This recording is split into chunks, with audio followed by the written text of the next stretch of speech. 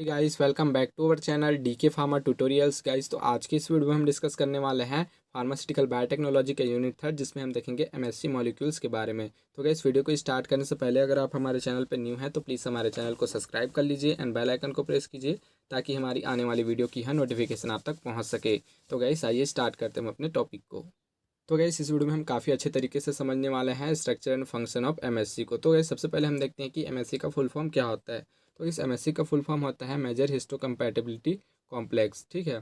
तो ये होता है इसका फुल फॉर्म। तो गाइस ये जो है एक प्रोटीन होता है जो कि किसी भी न्यूक्लिएटेड सेल के सेल मेम्ब्रेन में ये पाया जाता है, ठीक है। एंड ये जो क्या करता है कि जो भी हमारे बॉडी में अगर कोई भी इंटेजन या फॉरेन पार्टिकल इंटर कर रहा है तो वो उसको रिकॉग्नाइज करता है और उसको बॉडी से रिमूव करता है वो अगर हार्मफुल है तो। एंड इसका ये भी काम रहता है कि जो भी हमारे बॉडी के सेल्फ एंटीजन है एंड नॉन सेल्फ एंटीजन है तो उसको भी रिकॉग्नाइज करके उसको बॉडी से रिमूव करता है। तो गाइस ये जो हमारा हिस्टोकम्पैटिबिलिटी है बेसिकली टू वर्ड से मिलकर बना है। Histo means tissue and compatibility means living together harmoniously, ठीक है। तो जैसे कि अगर हार्मोनियसली मतलब कि कोई भी चीज़ जो है वो अच्छे से रहना समान रूप से, ठीक है। जैसे कोई भी फ्रेंड है, ठीक है, तो वो काफ़ी अच्छे से रहते हैं, झगड़ते नहीं हैं, तो उसको हम बोलते हैं कंपैटिबिलिटी, ठीक है। लेकिन अगर दोनों में कुछ अनबन वनबन हो जाती है, नहीं जमती है, तो उसको हम बोलते हैं इनकम्पैटिबिलिटी। तो क्या इस मेजर हिस्टोकम्पैटिबिलिटी कॉम्प्लेक्स जो रहता है वो हमारे बॉडी में जो भी सेल्फ एंटीजन रहते हैं या नॉन सेल्फ एंटीजन रहते हैं, ठीक है, तो उसको ये रिकॉग्नाइज करती है और उसको बॉडी से रिमूव करती है। तो ये इसका मेन जो है फंक्शन रहता है एमएससी मॉलिक्यूल्स का। तो ये जो हमारा एमएससी मॉलिक्यूल्स रहता है वो सेल्यूलर एंड ह्यूमरल दोनों ही टाइप की इम्यूनिटी को डेवलप करने में भी अपना इंपॉर्टेंट रोल प्ले करते हैं। एंड इसके साथ ही साथ जो भी हमारे बॉडी में जो फॉरेन सब्सटेंस जो इंटर किए रहते हैं तो वो हमारे बॉडी के लिए हार्मफुल है या यूज़फुल है तो उसको भी ये रिकॉग्नाइज करते हैं, ठीक है।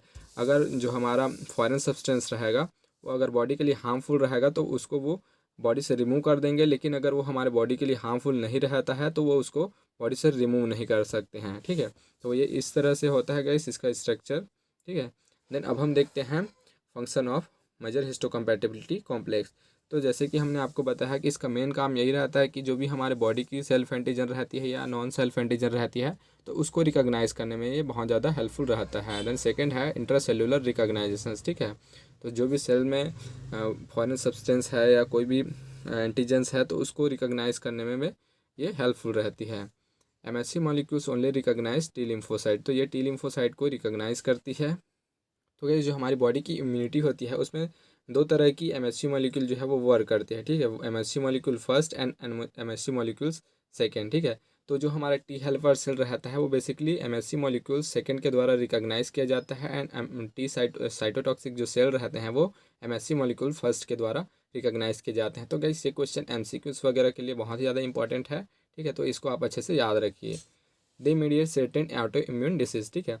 तो इस ऑटो इम्यून डिसीज़ का मतलब होता है कि जब हमारे बॉडी की इम्यून सिस्टम जब हाइपर एक्टिवेट हो जाती है और हमारे बॉडी के ही सेल्स को या हमारे बॉडी की कुछ चीज़ों को डिस्ट्रॉय करने लगती है तो उसी को हम बोलते हैं ऑटो इम्यून डिसीज है। जैसे कि मैस्थेनिया ग्रेविस हो गया, ठीक है। तो उसमें बॉडी जो है हमारा पैरालाइज हो जाता है, मतलब हमारा जो जॉइंट वगैरह रहता है घुटनों वगैरह का, ठीक है। तो उस तरह से इसमें कुछ होने लगता है हमारे ऑटो इम्यून डिसीज़ में, और बहुत सारे टाइप के ऑटो इम्यून डिसीज़ होते हैं गाइज। तो ये जो एमएससी मॉलिक्यूल्स रहता है वो उसके लिए भी रिस्पॉन्सिबल होता है। They are responsible for individual smell of pupils, ठीक है। तो गैस हर एक प्यूपल्स की गैस अलग अलग स्मेल होती है, जैसे कि आपने सीआईडी वगैरह में देखा होगा, टीवी वगैरह में, ठीक है। तो किस तरह से क्रिमिनल्स को उसके स्मेल के थ्रू जो डॉग रहते हैं वो उसको आइडेंटिफाई करते हैं, क्योंकि उसकी जो है स्मेल है हर एक पर्सन की वो अलग अलग रहते हैं। तो जो जो डॉग्स रहते हैं वो उसको रिकॉग्नाइज कर लेते हैं। They bring about defence against the infections and disease, ठीक है। तो ये जो कोई भी अगर इन्फेक्शन रहता है या डिसीज़ रहता है तो उससे भी ये डिफेंस प्रोवाइड करता है। They participate in both humoral and cellular immunity, ठीक है। तो ये दोनों तरह की इम्यूनिटी को डेवलप करने में भी बहुत ज़्यादा इंपॉर्टेंट रोल प्ले करते हैं। तो गाइस ये है इसके फंक्शन। देन अब हम देखते हैं टाइप ऑफ एमएससी मॉलिक्यूल्स। तो गाइस एमएससी मॉलिक्यूल के बेसिकली 4 टाइप्स होते हैं, MSc molecule first, second, third and fourth. तो हम इसमें से गाइस फर्स्ट एंड सेकेंड को काफ़ी अच्छी तरीके से देखेंगे। Then guys third and fourth जो है वो यहाँ पे इसका रोल नहीं है। तो सबसे पहले हम देखते हैं एमएससी मॉलिक्यूल फर्स्ट, ठीक है।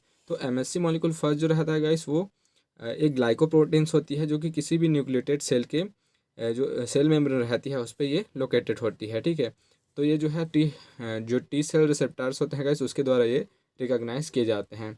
तो गाइस जो हमारा MSC मॉलिक्यूल्स रहता है बेसिकली इसमें एक हैवी चेन होता है एंड इसमें एक लाइट चेन होता है। तो इसमें जो हमारा हैवी चेन रहता है गाइस वो 44 to 45 kilo Dalton alpha chain से मिलके बनी होती है एंड जो हमारा लाइट चेन रहता है वो 12 किलो डाल्टन बीटा माइक्रोग्लोब्यूलिन मॉलिक्यूल से मिलके बनी होती है। तो गाइस इसका स्ट्रक्चर हम आपको दिखाने वाले हैं। तो गाइस यहाँ पे देख सकते हैं आप इसका स्ट्रक्चर MSC मॉलिक्यूल फर्स्ट का, ठीक है। इसमें जो है हमारा अल्फ़ा जो चैन है जिसको हम बोलते हैं हैवी चैन, तो इसमें 3 अलग अलग डोमेन्स हैं, अल्फ़ा 1, अल्फ़ा 2, अल्फ़ा 3, ठीक है। तो इसमें जो है हमारा हैवी चैन रहता है उसमें एक साइटोप्लाज्मिक टेल पाया जाता है, लेकिन हमारा जो बीटा माइक्रोग्लोब्यूलिन्स है, ठीक है, तो इसमें सिंगल डोमेन होता है ना, और इसमें कोई भी साइटोप्लाज्मिक टेल जो है वो नहीं पाया जाता। तो ये जो है इसकी प्रॉपर्टी होती है MSC मॉलिक्यूल 1 की। एंड हमारा MSC मॉलिक्यूल सेकंड देखते हैं तो गाइस इसमें 35 किलो डाल्टन से बनी अल्फ़ा चैन होती है जो कि हमारी हैवी चैन होती है एंड जो लाइट चैन रहती है गाइस वो 12 किलो डाल्टन बीटा जो चैन रहती है उससे बनी होती है, ठीक है, मतलब बीटा माइक्रोग्लोब्यूलिन से मिलकर बनी होती है। तो इस तरह से इसका स्ट्रक्चर होता है गाइस, ठीक है। तो इसमें हमारी जो अल्फ़ा चैन होती है या बीटा चैन होती है जिसको हम बोलते हैं heavy chain and light chain, तो दोनों में इसमें साइटोप्लाज्मिक टेल जो है वो पाया जाता है।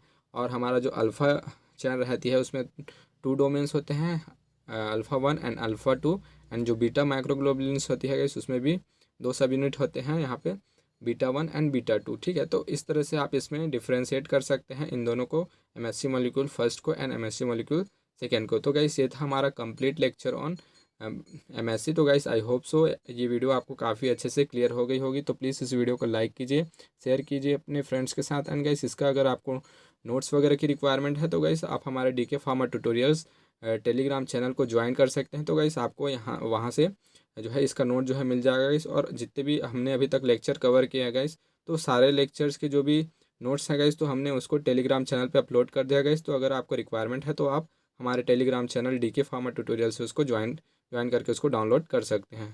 Thank you.